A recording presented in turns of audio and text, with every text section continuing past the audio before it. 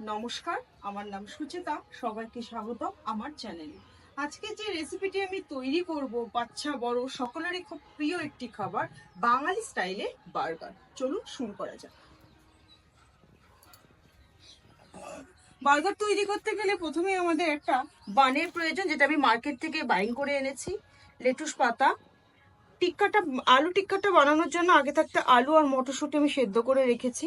ধনেপাতা আমি আগে থাকতে কুচিয়ে রেখেছি, লঙ্কা কুচিয়ে রেখেছি, চিনি, কাশ্মীরি লঙ্কা, ভাজা মশলা আমি করে রেখেছি, রেড সস, সাদা তেল, চালের গুঁড়ো, চিলি সস, এটা আর একটা রেড সস হাতে তৈরি করা, এটা নুন। প্রথমে যেটা আমি করব, আলুগুলোকে আমি গ্রেট করে নেবো। হাত দিয়ে কিন্তু আমি চটকাবো না, আলুগুলোকে এরকম ভাবে গ্রেট করে নেবো।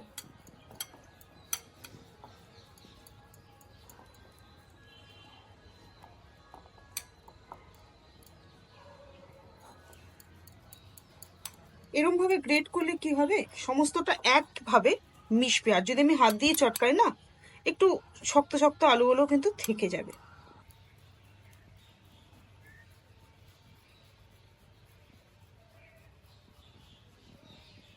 সবকটা আলু আমার গ্রেট করা হয়ে গেল। এরপরে আমাকে যেটা করতে হবে, মটরশুঁটিগুলো যে আমি সেদ্ধ করে রেখেছি এর সঙ্গে আমি দিয়ে দিলাম। তারপর এক এক করে সব মশলা উপকরণগুলো আমি দিয়ে দেবো। কাঁচা লঙ্কা কুচি দিয়ে দিলাম, কাশ্মীরি লঙ্কার গুঁড়ো দিয়ে দিলাম, পরিমাণ মতো চিনি, সেটাও কিন্তু আমি দিয়ে দিলাম, নুন, সেদ্ধ করার সময় আমি একটু নুন দিয়েছিলাম, তাই আমি এতটা নুন দিলাম। আমার ঘরে তৈরি করা জিরে, ধনে, শুকনো লঙ্কা, তেজপাতা দিয়ে আমি একটা মশলা ভেজে তৈরি করেছিলাম, সেটাই আমি সম্পূর্ণটা দিয়ে দিলাম। ওটা আমি এবার মেখে নেব।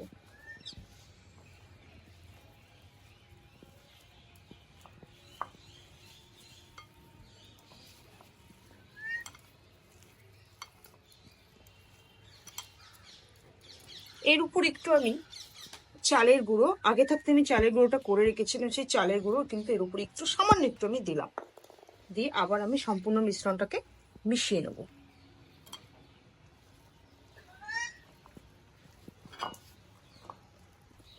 সম্পূর্ণ মাখাটা আমার হয়ে গেছে।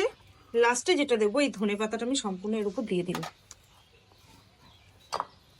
প্রথমেই বলেছি বাঙালি স্টাইলে, একটু বাঙালি স্টাইলে কিন্তু আমি দিচ্ছি। শীতের দিনে আমরা ধনেপাতাটা খুব ব্যবহার করি, তাই আমি টিক্কাতেও কিন্তু ব্যবহার করছি।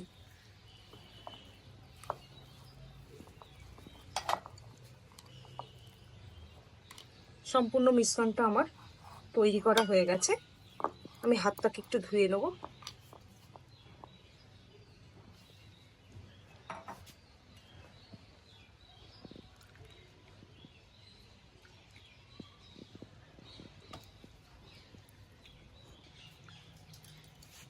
আমার ধোয়া হয়ে গেল।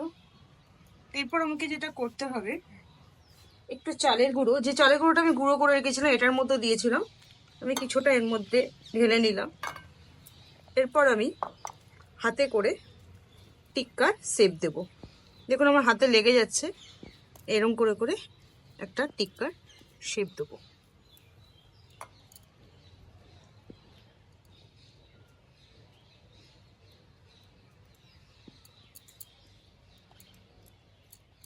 এরম করে করে আমি কয়েকটা বানিয়ে নেব।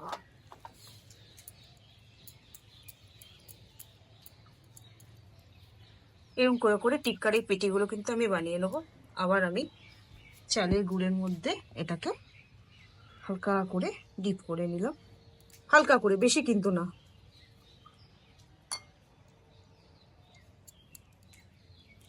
এবার আমি হাতটাকে আর একবার আবার ধুয়ে নেব।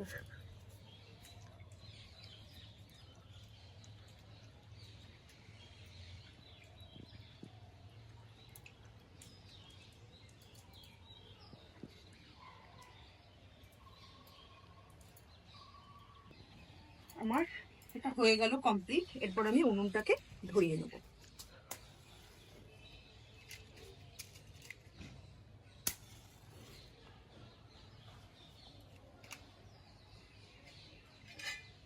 উনুনটা আমার ধরতে একটু সময় লাগছে, কারণ কাঠগুলো না ভালো করে শোকায়নি আমার, মেঘলা ওয়েদারের জন্য শোকাতে পারিনি আমি।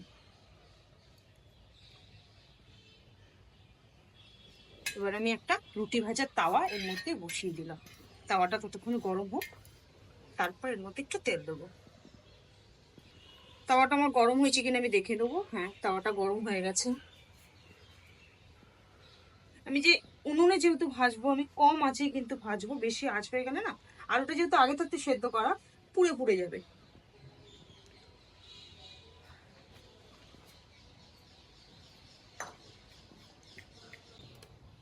তেলটা আমার গরম হয়ে গেছে।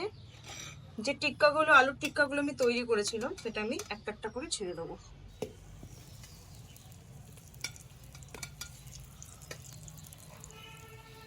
এক পিঠ হবে, তবে আমি কিন্তু আর এক পিঠ উল্টাবো। আঁচটা কিন্তু আমার, উনুনের আঁচটা কিন্তু কম আছে, আস্তে আস্তে হবে এটা। আমার এক পিঠ হালকা হয়েছে, আমি এপিঠ করে দেবো ওটাকে।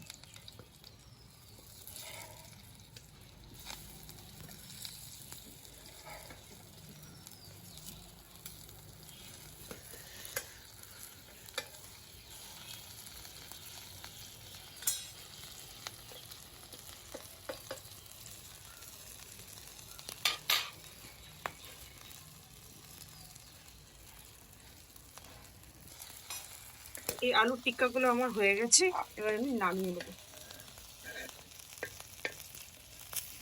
তেলটা ঝরার জন্য আমি একটু সাইডে রাখলাম, আমি নামাচ্ছি। তেলটা, এই যে তেলটা আছে এখান থেকে ঝরে ঝরে যাবে, তারপর নামিয়ে নিচ্ছি।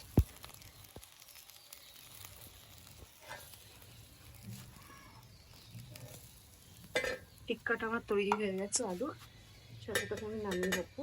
বাদ বাকিগুলো পরে করবো আমি।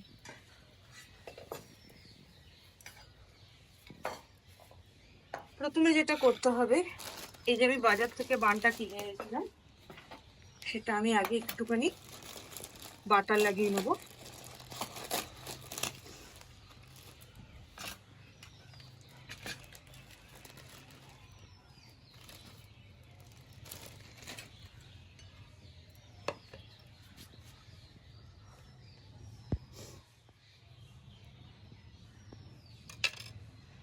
দুভাগ করে আমি কেটে নিলাম।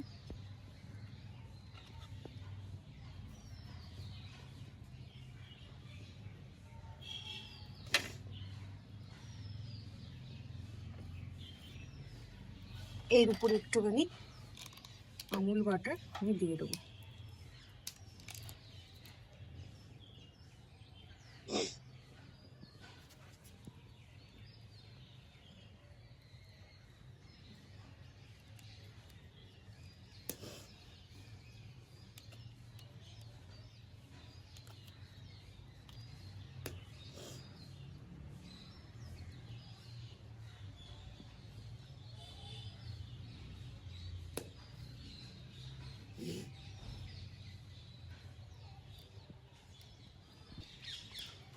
আমার বাটারগুলো লাগানো হয়ে গেল। সব বাটার কিন্তু আমি লাগাইনি। আমি এরপর কি করব, আবার কিন্তু আমি এই তাওয়াটা বসিয়ে দিলাম। তাওয়াটা আমি একটু ধুয়ে নিয়েছি। তাওয়াটা একটু গরম হোক, আমি এই পাউরুটি আর বাটারটা একটু হালকা করে বানগুলো কিন্তু সেঁকে নেবো। তাওয়াটা গরম হয়ে গেছে, আমি এই যে বাটার লাগিয়েছিলাম বানগুলোতে, এবার আমি একটু করে হালকা করে সেঁকে নেবো।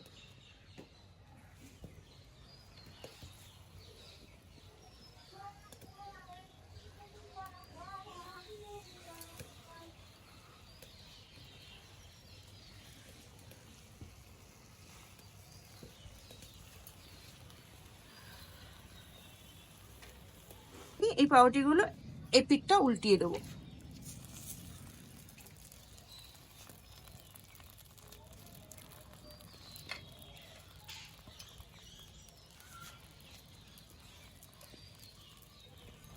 কয়েক সেকেন্ডের জন্য কিন্তু আমি এই পিঠে রাখলাম। এবার আমি এই সবকটা নামিয়ে ফেলবো।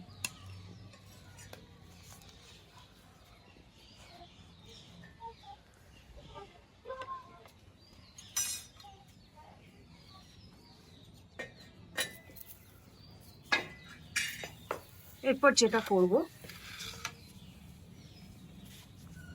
নিচের এই বানটা না খুব হালকা, তাই একটু হালকা হালকা করে হয়ে যাচ্ছে। নিচে এই বানটাকে রাখলাম। আগে থাকতে কিন্তু আমি এই লেটুস পাতাটা ধুয়ে রেখেছিলাম, এই লেটুস পাতাটা আমি অর্ধেকই দিচ্ছি।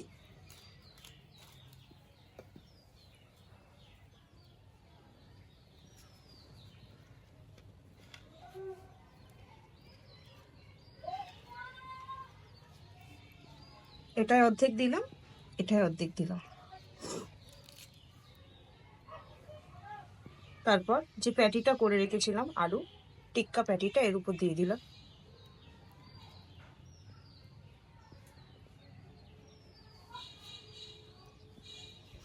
ঘরে তৈরি করা শুকনো লঙ্কা তেল দিয়ে আমি অনেক দিন আগে করে রেখেছিলাম, সেটাই কিন্তু এর উপরে আমি একটুখানি দিয়ে দেবো।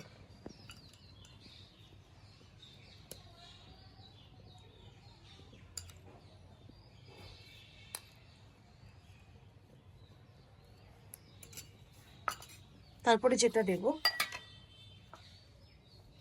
একটুখানি রেড চিলি সস,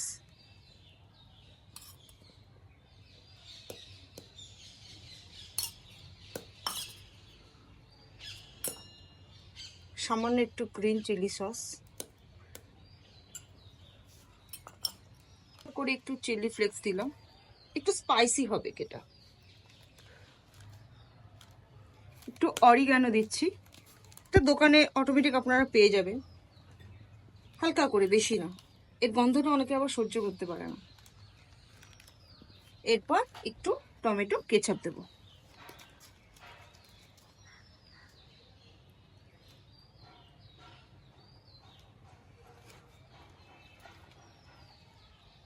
একটা টমেটো, এখানেও একটা দিলাম।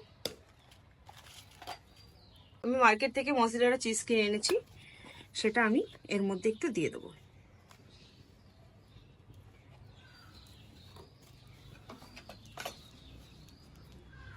আমি এটাকে আগে একটু কেটে নিই।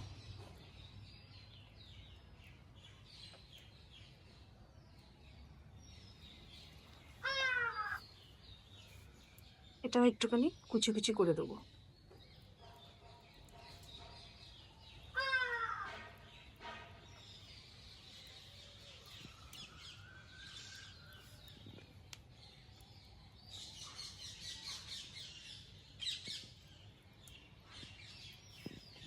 একইভাবে আমি ওইটাও কিন্তু এরকম কুচি কুচি করে উপর থেকে দিয়ে দেবো।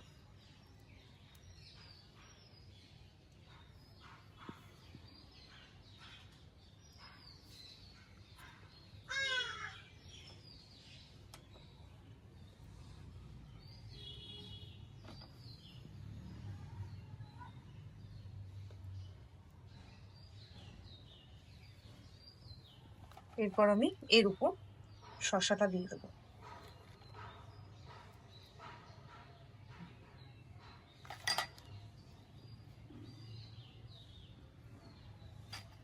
একটা করে পেঁয়াজ এর উপর দিলাম, আবার আমি একটুখানি কেচাপ দিয়ে দেবো উপর থেকে।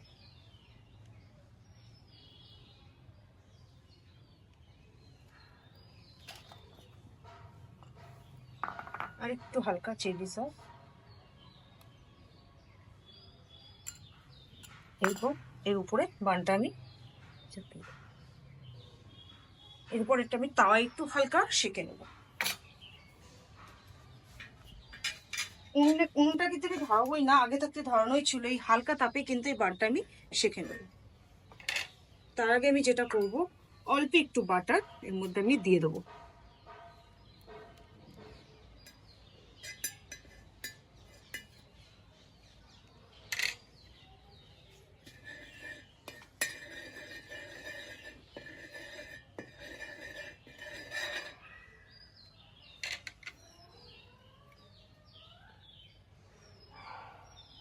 আমি বসিয়ে দেব।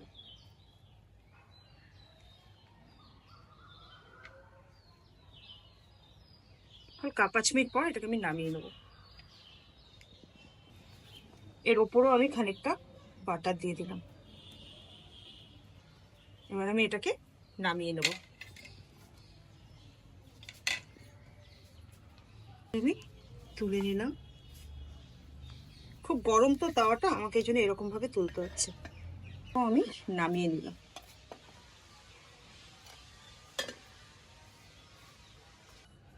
আজকের এই রেসিপিটি বাঙালি স্টাইলে বার্গার আপনাদের বাচ্চাদের অবশ্যই বানিয়ে খাওয়াবেন। ভালো লাগলে অবশ্যই কমেন্ট করবেন, লাইক আর সাবস্ক্রাইব করতে ভুলবেন না। ভালো থাকবেন, সুস্থ থাকবেন।